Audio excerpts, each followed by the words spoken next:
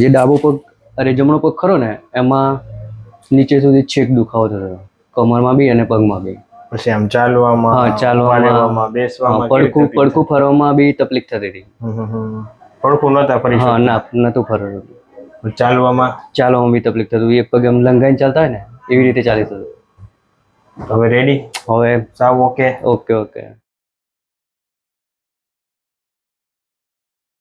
તો આપણી સાથે અત્યારે બળવંતસિંહ છે, જેમને પણ L4, L5 અને S1 માં ખૂબ ગાદી દબાતી હતી. તો આપણે પૂછીએ, બળવંતસિંહ, આપ ક્યાંથી આવો છો અને આપને શું તકલીફ થતી હતી? હું નડિયાદ ફતેપુરાથી આવું છું.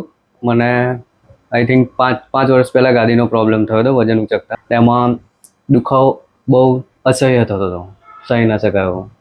ઘણી હોસ્પિટલમાં ગયો હતો, ત્યાં દવા ગોળી આપે અને મને એક સજેશન આપે કે લાસ્ટમાં ઓપરેશન જ તમારે વિકલ્પ છે.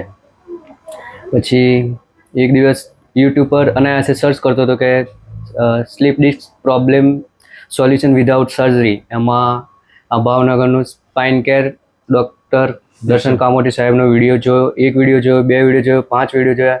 એમ કરતાં ઘણા બધા વિડીયો જોયા. પછી એમાંથી જે પેશન્ટના નંબર આપે છે એમાંથી 2 કોન્ટેક્ટ જે હતા, એક આણંદના અને એક દાહોદના, તેમના કોલ કરી અને પછી મેં સજેશન લીધું અને એમને કીધું કે 1 નંબર છે, જવા એવું છે. ત્યાં કોઈ જાતનો એક્સ્ટ્રા કોઈ ખર્ચો નહીં અને વિધાઉટ તમને દવા આપે, પ્રોબ્લેમનું સોલ્યુશન થઈ શકે છે. દવા વગર? હા, દવા વગર પ્રોબ્લેમ સોલ્યુશન થઈ શકે. તો પછી એક દિવસ અમે એપોઇન્ટમેન્ટ લઈ અને અહીંયા આવી ગયા. તો અત્યારે મને એટલું રિલેક્સ ફીલ થાય છે કે કોઈ પ્રોબ્લેમ ના હોય ને એવું જ લાગે છે એકદમ. અને જ્યારે તમને તકલીફ હતી ત્યારે શું આમ તમને તકલીફમાં થતું?